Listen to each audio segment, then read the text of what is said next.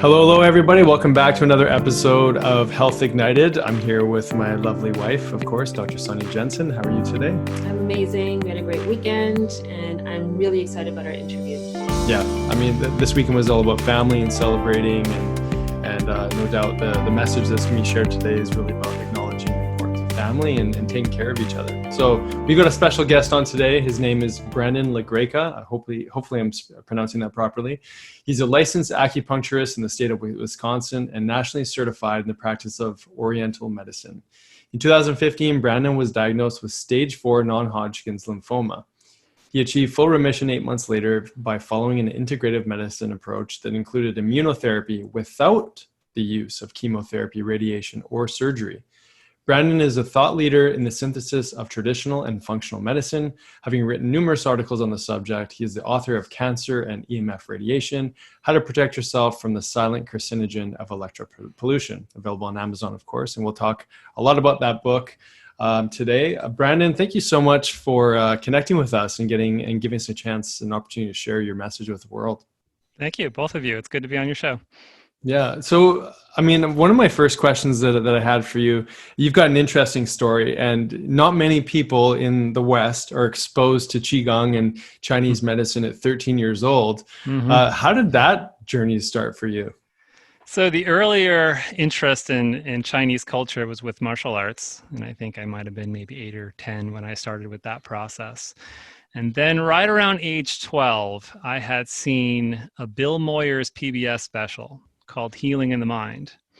And in that TV series, there was several vignettes of Bill Moyers traveling through China and seeing Chinese Qigong masters.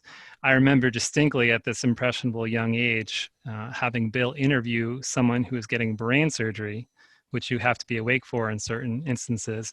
And all of the anesthesia was done through electroacupuncture. This patient had a mild sedative and was talking through a translator back to Bill Moyers. So I saw this at this young age, and I thought this was incredible. And seeing the Qigong masters and what they were doing, they kind of looked like modern Jedi, right? So here I am, a Star Wars fan, right? And I said, I had to learn more about this. It wasn't just about martial arts. It was about, internally, how do we cultivate that? So recognize that at an early age. I sought out someone in the town that we lived in, and I never looked back. That's amazing. I mean, to have that, I mean, it's one thing to be exposed to it. It's another thing to actually instill that desire to learn more. And yeah, I love that you brought up Star Wars. We've got 2 boys and they're all about the Force. They're all about the Force. Yeah, exactly. Right. And then in our world, in terms of holistic medicine, and we're educating patients about just, this vital life force that animates us. So it makes it very real when you can do something like practice Qigong and feel it for yourself. Yeah. So I would actually love your perspective on that from Chinese medicine on the force and the vital force. I think if we start there and the listeners get an understanding of what that actually means, because I'm sure it has a role in your story and in your healing as it does for all of us. Yeah. So my native court is traditional Chinese medicine. And I do acupuncture, every day that I'm in the office, and have done so for the last 15 years. And that entire art and science is predicated on that the body itself is animated by this substance called qi. And that's a very difficult word to translate, but we roughly translate it as vital energy. And what the classics of Chinese medicine state is that wherever there is a blockage of this vital energy in the body, this is an area where disease can develop and persist. And that can be as straightforward as an area of pain, that we say there's a lack of circulation, or that can be as pronounced and as chronic as something like a cancer diagnosis. And so what we're taught to do as practitioners of qi, in a way, is to be able to feel where these blockages are, both just by palpation, feeling the body, but then also looking for other signs, the quality of the pulse, for instance. And by doing so, we can get a read of kind of the patient's overall energy, how vital they are. And from there, use acupuncture as one of many interventions with which to redirect that energy, reinforce it in some cases, to soften in other cases. But it ultimately comes down to the fact that what is the difference between a body that's alive and a body that is dead? It's this vital energy. It's there one moment and gone the next. One of the best translations of qi that I really do appreciate is breath. It's the idea that as you breathe in, you're bringing energy into your body. And that's interesting to me because then as the body dies, that last breath goes out. And just as a baby's being born, that first breath comes in. And it's like, that's the setting of life. And so we think about breath a lot. We think about the energy of food that we consume, the chi of the food in itself. All these things collectively compose what is our energy body, so to speak. Yeah, it's a beautiful way of looking at it. I mean, Sonia and I are both Kundalini yoga teachers, and breath is like a staple of the practice, and it's something that we consciously incorporate into our lives on a regular basis. So entering into this world of, of energy medicine and vitality and chi and prana and breath and just that life force, how is it that this isn't talked about enough? I mean, you chose a different approach to how you healed your body, and yet it's a staple for, just invigorating life into a human being. How important is it to you that patients understand this piece of the puzzle? I think it's critical for one very important reason. We have the mindset in the West of being very disease focused. You can get the diagnosis of a disease and you may be able to ameliorate the symptoms of that disease, or maybe the disease itself. But that's a very different perspective and mindset that is health focused, as in what are all the things that generate health in the body. So a good example of that is I might have a patient that comes to me with a cancer diagnosis, and they are starting rightfully to ask questions, what can you do for me integratively with what my oncologist is recommending? And an excellent answer to that question is, the oncologist is the disease expert. I'm going to let them worry about that. I want to be your health expert, and I want to apply my knowledge and my wisdom into the field to treating the body, the person itself. So how this plays out clinically is I may have patient 1, 2, and 3 come into me with all the same symptoms. Let's say they all have chronic headaches, but each one of those people has a very different presentation. So we have to look, it's not like one pill for one ill, as they say in Western medicine. It's about customizing and understanding the story of that person, what is the context of their health as they've walked in to see me, and what are all the different interventions that I can bring to the table.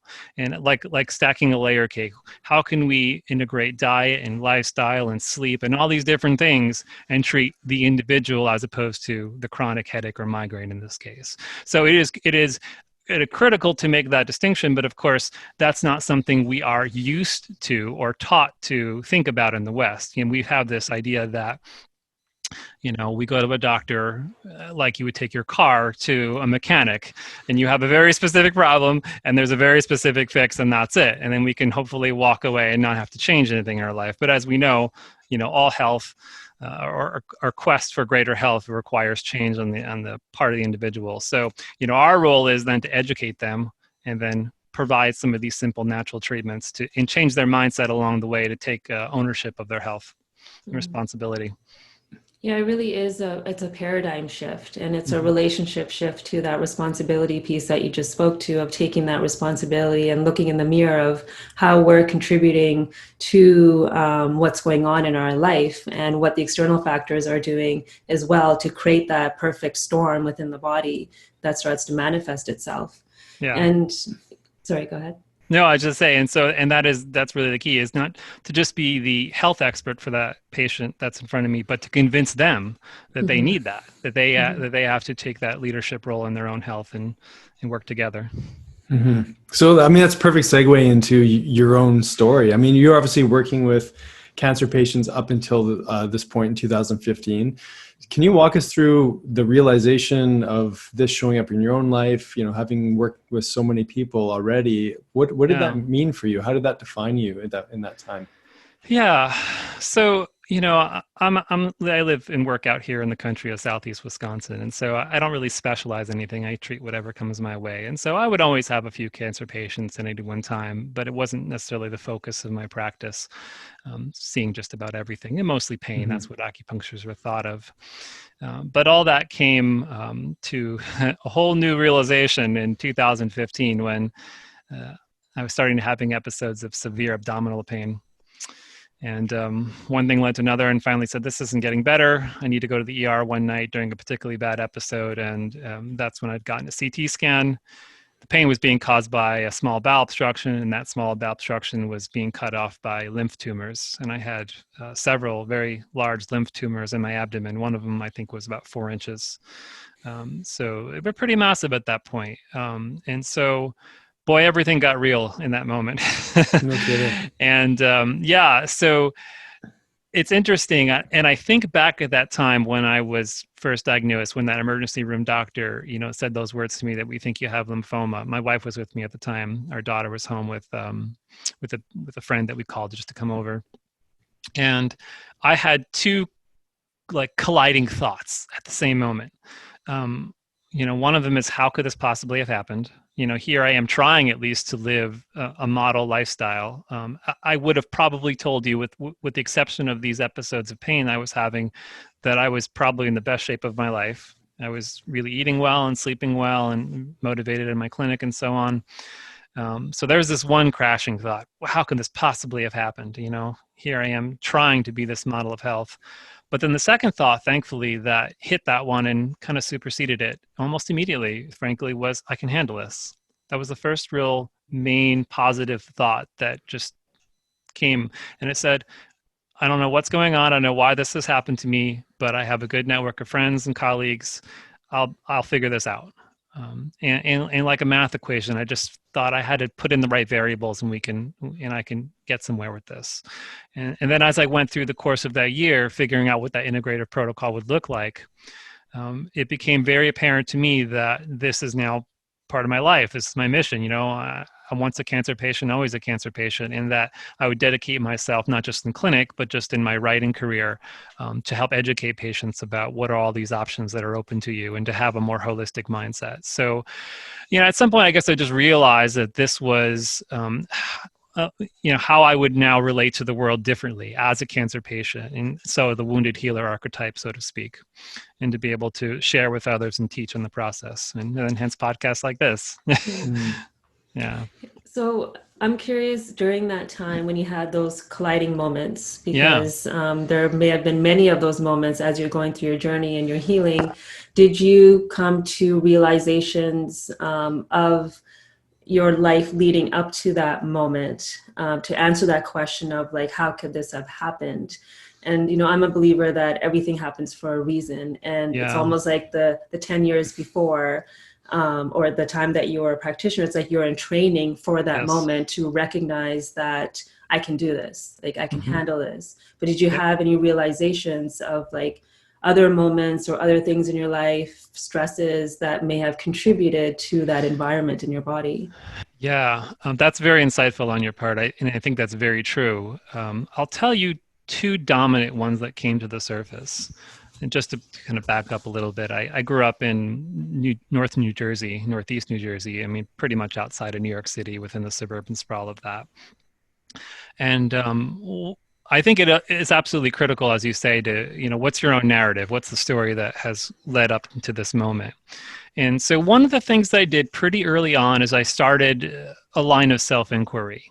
And that has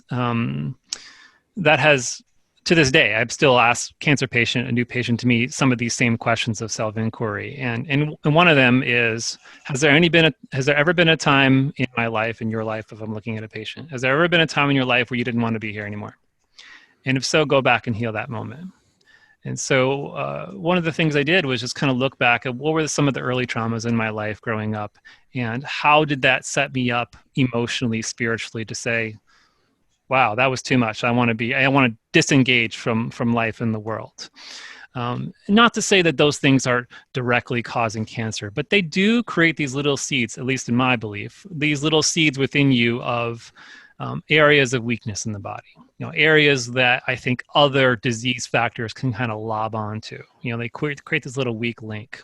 And so I did a little journaling on that. I wrote a little bit of that out, and just kind of, what is my story, and what are the things that have caused some of those kind of psycho-spiritual traumas in my life, and to go back and to heal them as best that I can. And so I underwent a process of that. The second one, which to me I think is really the story of cancer in a nutshell. I have, in some ways, a very simplistic view of cancer. People ask me, what's the cause of cancer? My answer is carcinogens. That's it. I mean, and that's kind of it sounds like a cop-out answer, right? The cause of cancer is something that causes cancer. But to me, I think it really helps kind of laser beam focus from it's this genetic condition and things have gone around. Well, sure. I mean, all that's true. I mean, cancer is a breakdown in genetics as healthy genetic, replication in our body. But what is actually causing that on an epigenetic level is what we call a carcinogen. And so to me, the entire story of cancer really, as a global phenomena, is the story of environmental medicine. What are the contributing environmental factors that are putting pressure on our genetics, on putting pressure on our general well-being, with which to cause this disharmony. And so then again, going back into my growing up years in New Jersey and such, I identified several very potent carcinogenic exposures that I feel like are the main, at least for me, underlying triggers for having lymphoma. And I think about the story of lymphoma. What is lymphoma, right? What is your lymph? The lymph is like the garbage disposal of the body, taking things that you don't need and kind of filtering them out through the liver, through the kidneys, right? But they're the first line of capturing all of these different toxins or toxicants that we are exposed to and eliminating from the system. And my system got gunked up. And so for me, that said that I was exposed to a whole host of things, and we can get into the specifics if you wish. And my body did not fare very well with that. And I figured out reasons why that could be even during that year and that journey. So, doing a little bit digging, I figured out that this environmental medicine piece is huge. And I thought this was going to be one of the main areas that I wanted to focus on. The EMF thing is just one of many. It's funny because people ask, you wrote this book about EMF. Do you feel like that's like the cause of your cancer? And I said, no, I don't have a bone to pick necessarily with EMF. It's just one problem of many. And I want people to become aware of this problem, particularly cancer patients, to know that this is something that they can do to, empower their health. So those are the two big factors along that year that I really came to. Yeah, I think that can't be stated enough for people. Just we could call it the health timeline. What's been showing up over your entire life from childhood to now that has contributed to or even beyond, or beyond the generational stuff. Totally. Yeah. So you're in this defining moment. You have this awareness about your lymphatics. You start, all these thoughts start going through your head, the early traumas, the carcinogen exposure, all that stuff. At some point, you made a decision that there's this Western approach. And then there's everything plus here's an opportunity to dig in a little bit more and discover more about myself. Was it like a constant, discussion in your head? Maybe I'll go that route. Maybe I'll incorporate a little bit of both. But I imagine this is a tipping point for many people when they come to this realization. Can you walk us through that experience for you and how you make decisions?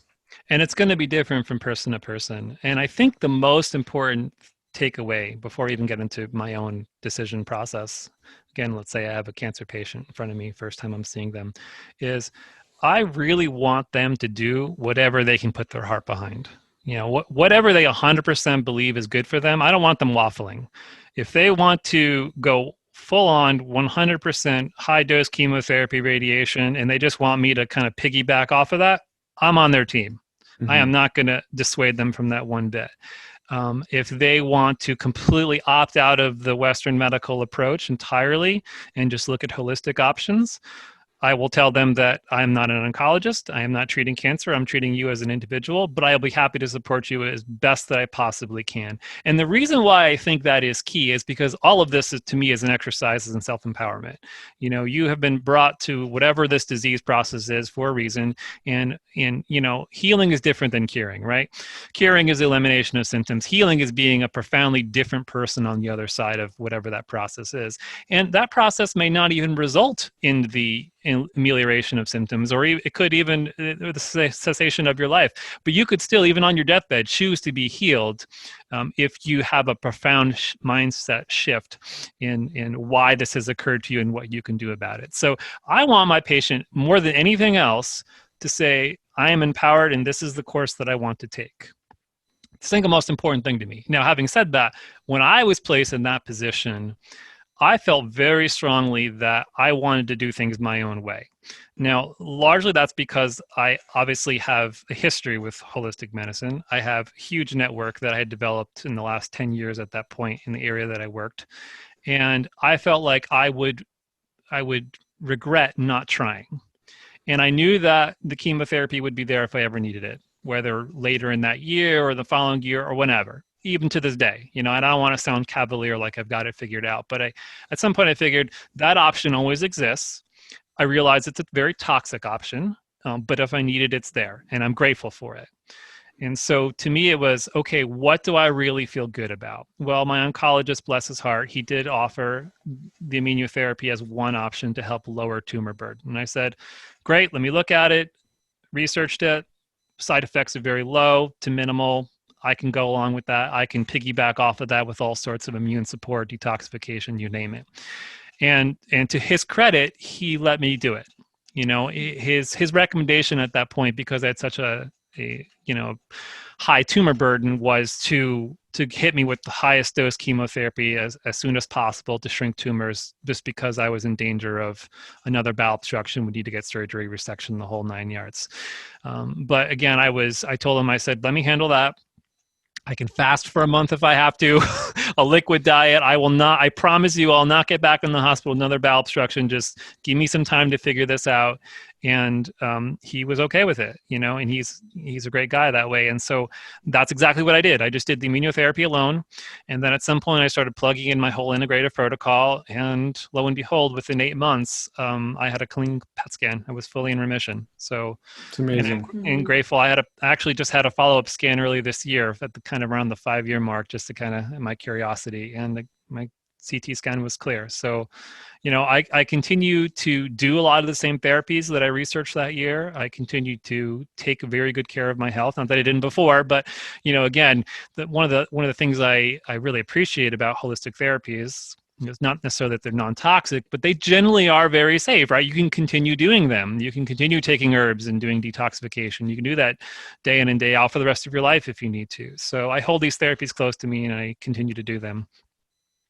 Mm-hmm. And what validation in the path that you chose in healing others, or helping support others' healings too, to go move through it yourself.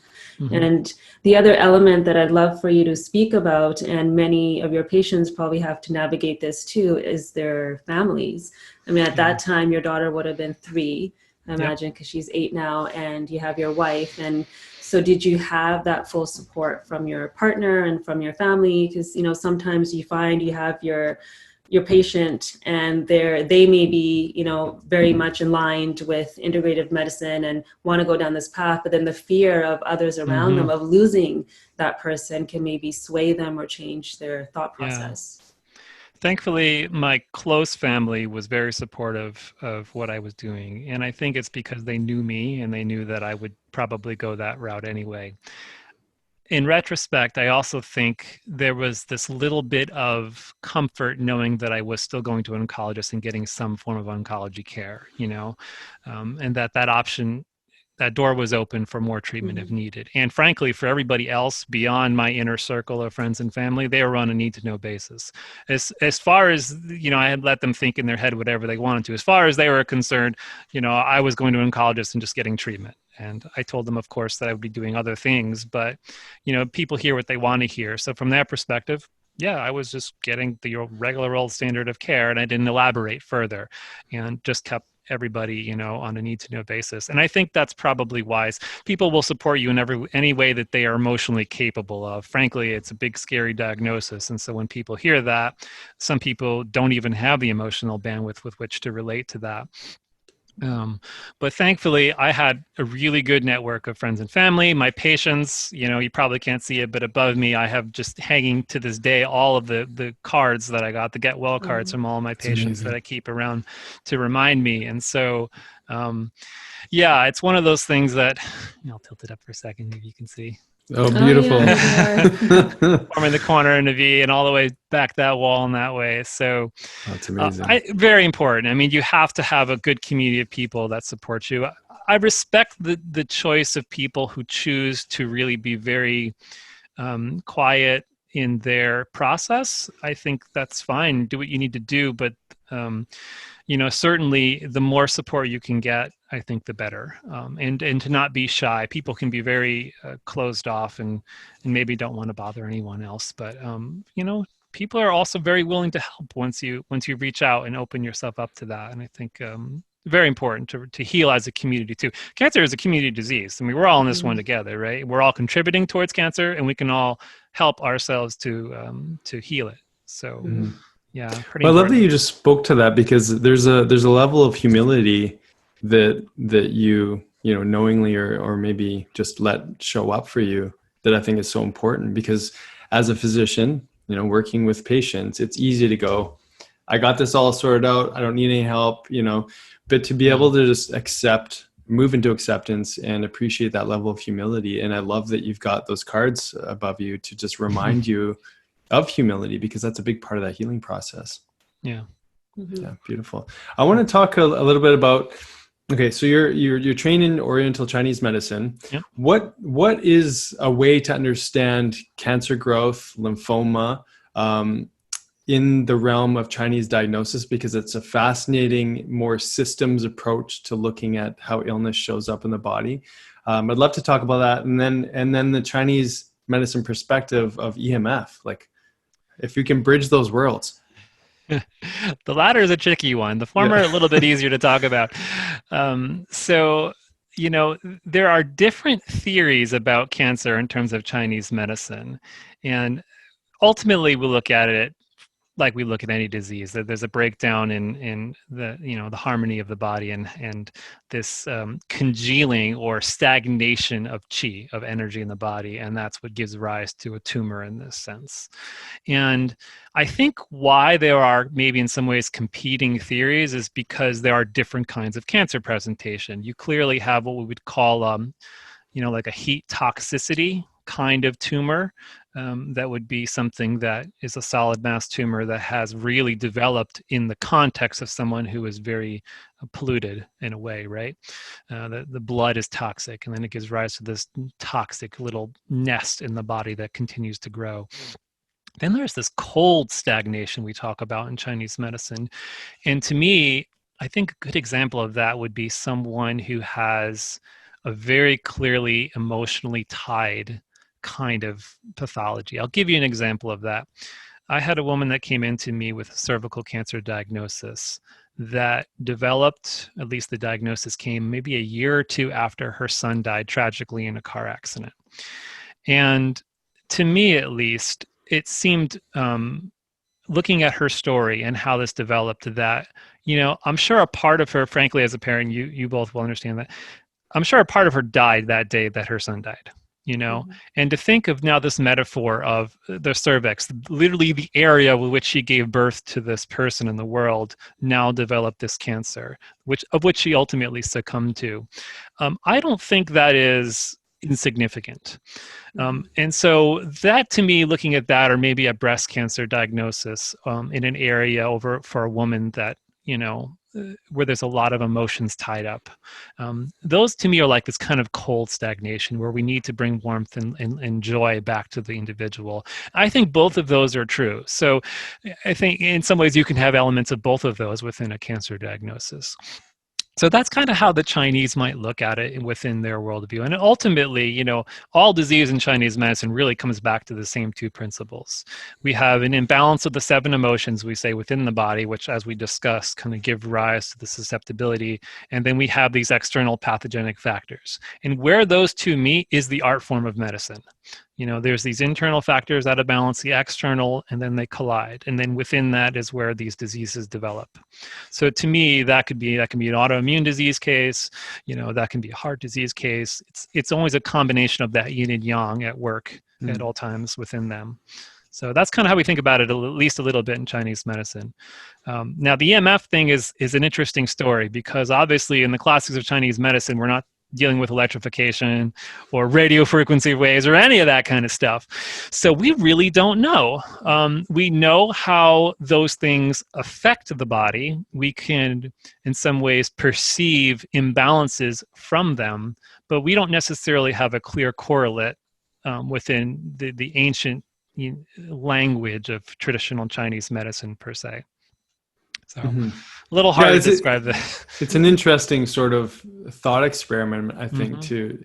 And I think, some of the stuff that you shared in the beginning about vitalism and the flow of chi and prana, it's like there's a coherent frequency within the body, and then discoherence could be, negative thoughts to I want to ask you about 5G later and what you think about that, but Yeah. like all these emergent frequencies that were never there in the early Chinese teachings thousands of years ago. So I think it's interesting, and that's why we wanted to ask it. Sonny's got some questions too for you. Well, I just think that it's so important because it's such a big part of our world now, and especially the world of our children. And Yes. ancient times, even with Ayurvedic medicine and Chinese medicine, there maybe wasn't an understanding of that. However, when you look at these ancient medicines, somehow they are still able to articulate the modern state.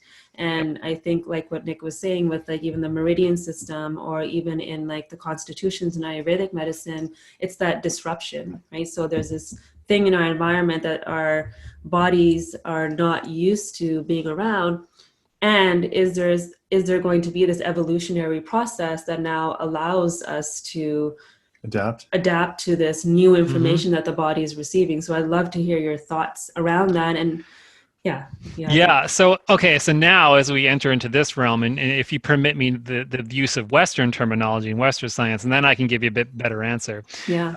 Obviously, we're electromagnetic beings. I mean, that's very clear. Harold Saxton Burr was the Yale professor in 1936, was the first person to take a voltmeter and apply it to the human body and realize that we're basically electrical beings. And in his research, what gave birth to bioelectronics as a field, same field that gives us the pacemaker, for instance. So we know that the brain emits a pretty potent electromagnetic field. We can measure that with an EEG. The heart, an even greater one, and we can measure that with an EKG. So we have these electromagnetic fields that extend beyond our body that can be measured by very sensitive equipment, right? So there's no doubt within conventional science that we're electromagnetic beings. And furthermore, we can then even extrapolate that to say that the meridians of the body as we know them in Chinese medicine, or the energy centers as we think of in Ayurvedic medicine, are electromagnetic pulses or flows, within the body itself. And so now, borrowing that language, I can then tell you that for sure there is some aspect of electrification, as we've known it for the last 100+ years, and then now adding on to microwave radio frequency radiation, that is causing a disruption in our electrical fields, plain and simple.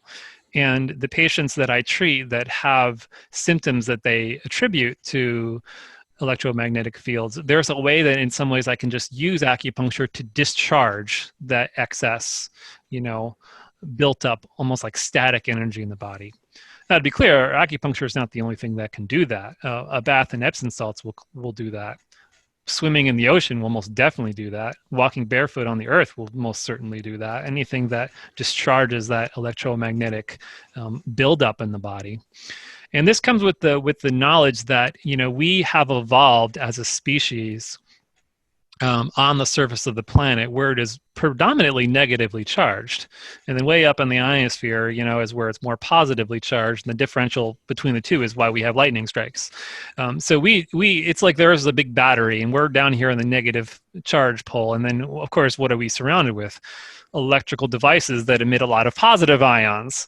And so we build up a lot of positive ions, and we can discharge those by walking barefoot on the planet like we evolved to do. And then we can incorporate this negative electrical charge back into our body to quench free radicals, for instance. And then that, to me, is one of several mechanisms behind the whole EMF story. So for sure, we can do it with acupuncture.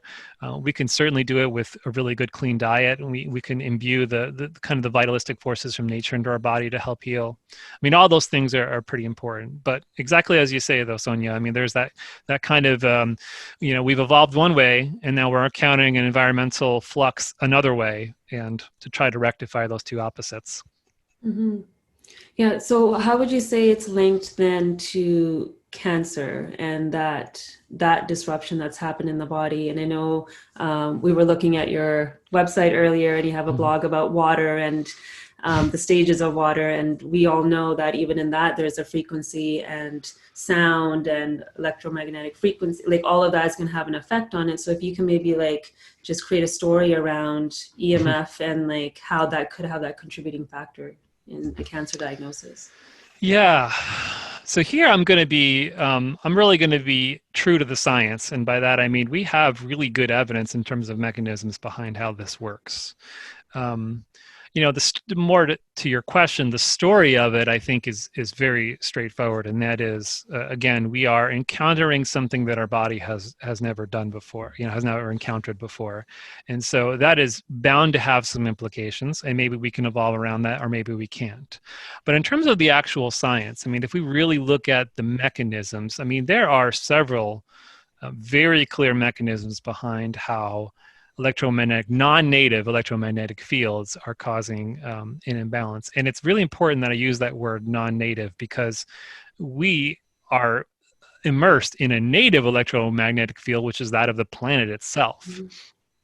The difference is the magnetic field of the Earth itself is what we call a static, or a DC, direct current field. The electromagnetic fields that are non-native, which means artificial or people have made them, tend to be alternating current fields. And that altering makes a massive difference. Basically, if you look at a sine wave, it's this kind of up and down or in and out pulsing of effect. So once we realize that there is a vast difference between what's a direct current field and an alternating current field, that's the start of our conversation. And now we have to add one more layer into it, which is then what is the frequency? What is the actual oscillation of that field over time that we're being exposed to? And the reason why I say that is because not all pulsed fields are bad. For instance, we have a technology that many practitioners use in their clinic called pulsed electromagnetic field therapy. And these are units that are tuned to a very specific frequency that can do things like speed up the healing of a fracture, for instance, or heal soft tissue injury. I mean, so we know that pulsed electromagnetic fields could have a potential to be beneficial, but that's not the fields that we were being exposed to.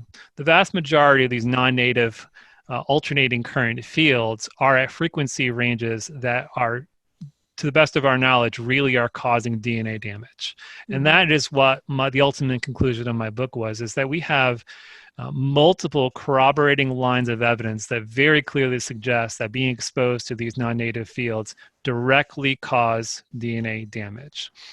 And we know that experimentally. And we've known that since the 90s. Because you can take a test tube and have human cells in there and expose it to the same radiation that comes out of your cell phone. And we can cause those blood cells to break apart and then measure in that test tube the presence of what are called micronuclei. So little fragments of DNA that would not be there unless there was some carcinogenic exposure. So to me, it's as crystal clear as it can be. And again, that's just one mechanism of many. We know directly that it's causing DNA breaks. And it's just a question of how long you're exposed to something. We have epidemiological studies that back that up. We have mechanistic studies that show us how that possibly can happen. We have animal studies that show how this can happen within a couple years' time with experimental animals. So to me, it seems like the weight of the evidence is pretty clear. We have this narrative, like you suggested, Sonia, of how we are trying to evolve alongside these things. But then we have all this science that says, look, something's up.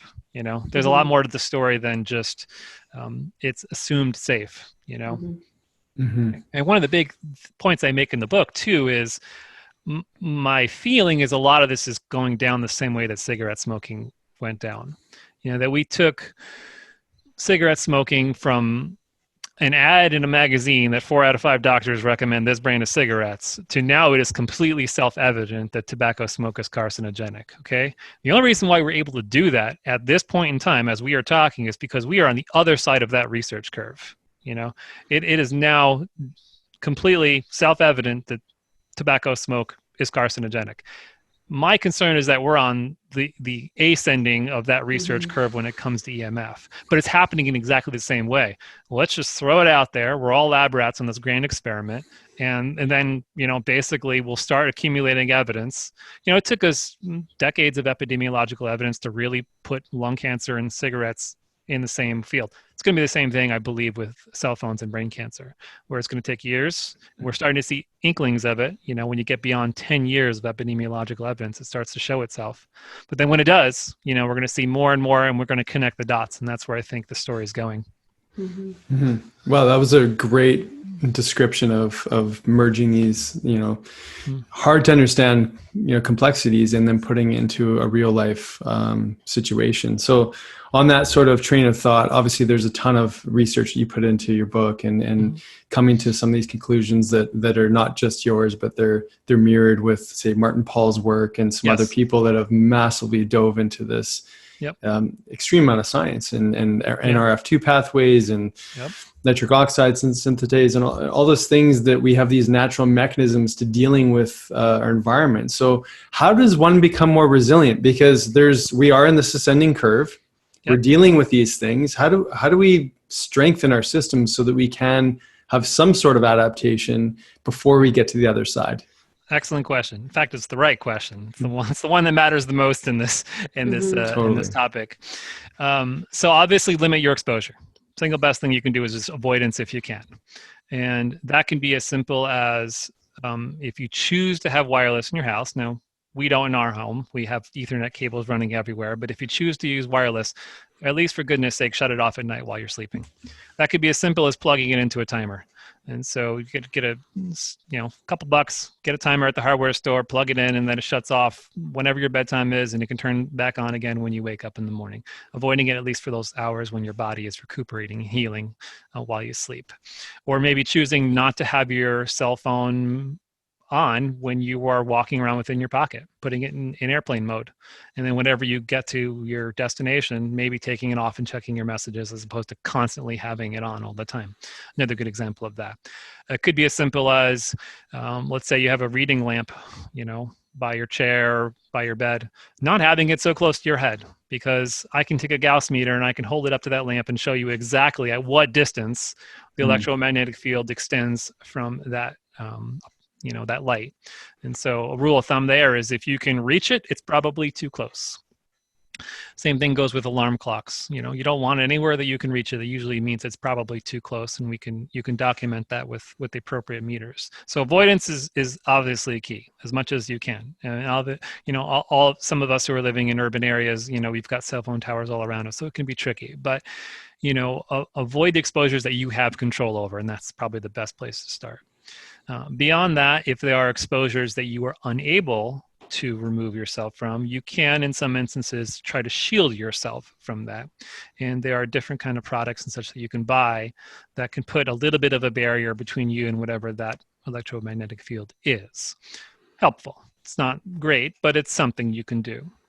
And then another strategy is to then just, like you say, Nick, is just build yourself up. How do I become more resilient in the face of whatever this challenge is?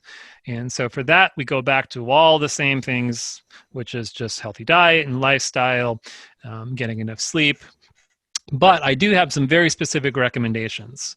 So for people who do feel like they're having issues with electromagnetic fields, maybe they travel a lot, they're on planes, they're constantly getting bombarded in hotels, there are some things that I found within the research literature that could potentially help. And some of this is more well documented than others. Some of it's more speculative on my part, but I think it's a helpful place to start, at least to have the conversation.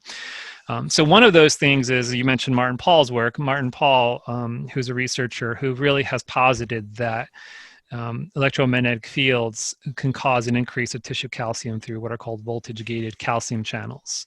And so if that is true, and that there's an influx of calcium that's coming from exposure to these fields, we can in some ways counteract that by magnesium intake. And magnesium is basically our natural calcium channel blocker to the body. And so, it's going to vary from person depending on what their diet, but you can generally aim for anywhere from 200 to 400 milligrams of magnesium. I think most of the magnesium salts will probably get you there. Magnesium threonate, I believe, has probably a little bit better penetration in terms of the blood-brain barrier. And so that may have some more protection on the nervous system, which is pretty key because that's where I think a lot of EMF is exerting its influence. Of course, there's always, again, like magnesium salts in a bath. Epsom salts, for instance, would also be very helpful. So increasing, or I should say, optimizing magnesium in the body would be a very good resilience building strategy. Another one from the herbal world that I really value, and again, this is a little bit more speculation on my part, but as an herbalist, I feel really comfortable recommending this, is ginkgo. And for a very interesting reason, several very large, very old ginkgo trees were the only real species to survive the nuclear fallout in Hiroshima and Nagasaki. And so there's something about these trees. They've been around since the time of the dinosaurs. And there's something about how they can protect themselves. I mean, they have encountered tons of stresses over the millennia. And I think those effects, they can be imbued in us when we take ginkgo as an herb. And so some of the science is supporting that in terms of the mechanistically how ginkgo can help us cope with stress, environmental stress. So it's one of those things that if you're going to be exposed to it, let's say you're going to get on an airplane, you can take some ginkgo. I mean, it certainly has a lot of other benefits. It's relatively safe for the most part. I mean, check with your practitioner, but ginkgo would be on the top of my list as well. I haven't heard that one, actually. Yeah. Where do you recommend hydrogen supplementation and things like that as well, or? Yeah, so it's funny you should mention that. I just got an email this morning from a patient of mine who said, look at this research with molecular hydrogen. And I've been a little bit tuned into it, but not so much. I know Dr. McCullough speaks a little bit more about it. That's kind of one of the things he's promoting. There's a massive tie-in with that and water and electrically how our bodies operate. So I'm supportive of it. I think it's one of those things that could certainly be a really key strategy. I haven't done as much personal experimentation or using it with patients, but I think that can be in the list. Yeah, and it's one of those things that's sort of hard to measure too, right? I mean, unless you've got the Gauss meter. Right. I want to show you this. Is this going to help us? Orgone generator. Yeah, I'm not sure is the short answer. It looks cool on the desk though, so it does. And our son got it for his birthday, and so I think if he feels and it believes that it works, so I'm gonna let him. And so I have a couple responses to it. So there's a lot of subtle energy devices like that. There's many, and I get asked about them quite often, and my answer is always, I don't know. What I can tell you is there's nothing that's occurring from those types of devices and such that I could measure in terms of my devices, in terms of the physics of it, right? I'm looking at this uber scientific, I have a radio frequency meter, and I could put that maybe in front of it or around it, and it doesn't necessarily change that measurement. Mm-hmm. Does that mean it's not helping me on other subtle energy ways in terms of how my body is responding? I would say that that's totally up for discussion. One of the fields that I think is probably, or one of the gentlemen I think has got this really figured out, is in the field of biogeometry, which was systematized by an Egyptian gentleman, and I've read a little bit of his work, and he's got some interesting case studies behind how he uses certain what are called biogeometric signatures to help with people coping with EMF stress. So I think there's a lot more that we need to figure out there. Ultimately, I think it's possible. I think there's definitely an inroad there. But can I say for this individual device or that one or this one, how they're working? Yeah, it's kind of hard to say. And there's hundreds of them out there now, for sure. Mm-hmm. Mm-hmm. Yeah. I know we got to respect your time here. We're almost at the top of the hour here, but I do want to ask, do you think that there's a chance that there may be a reemergence of Tesla type energy, Nikola Tesla? Do you think hope so. I hope that's what's on the other side, because there's definitely some biosymmetry, I think, that would show up if we moved our electronics in that way. I think it's completely possible that we can harm. In other words, I don't know if it's one of these things where it's either or. I think there's absolutely a way that we could probably develop technology that is harmonious with biological life and not destructive of it. Absolutely. I think that's very possible. In some ways, we're kind of in an evolutionary bottleneck right now. It's this ramp up of technology and industrial forces. And we're at this point right now where we really got to be clear about what our future looks like. If we go on with the environmental degradation, we're going to go from currently it's 1 out of 3 people get a cancer diagnosis in their lifetime to likely it'll be 1 in 2 in our lifetime, 1 out of every 2 people. I mean, to me, that shows a very profound breakdown in our ecology in terms of how we're relating to the environment.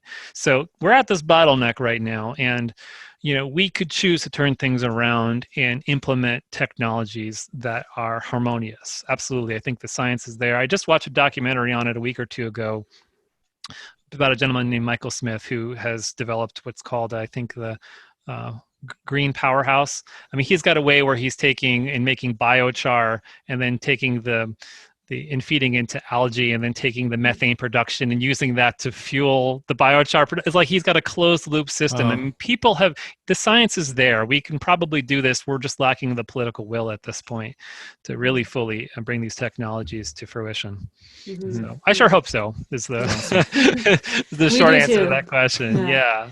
So as we close, I have one last question for you. Sure. So as parents, most of what we do and a big part of our why and what we do is our children and trying to model for them habits and things like that they can instill in their life. So with you and your daughter, if you could have that one thing that she could really grasp about the power of her vital force, like how would you explain that to her? And what is that one thing that you really want her to understand about herself? Yeah, I know exactly what I'm going to say to that question. It's so easy and so simple for me. It's just being in nature. That's it. We've got we got a generation of kids that are plugged in. We're very fortunate. We're in a position where we can homeschool, and we live on the edge of a beautiful forested area, and we get out there every chance that we get. We go out looking for mushrooms, and we go out looking for whatever's flowering right now. To me, sometimes I don't know what the question is, but the answer is always nature and getting back to it. And so for me, it's if I could instill within my daughter a reverence for nature, I think all good things will spring from that. And so, we limit her screen time. It's not like we can completely avoid technology because we have grandparents in different states. And it's been a boon this year to be able to have her go on FaceTime and talk with her grandparents. It really has been.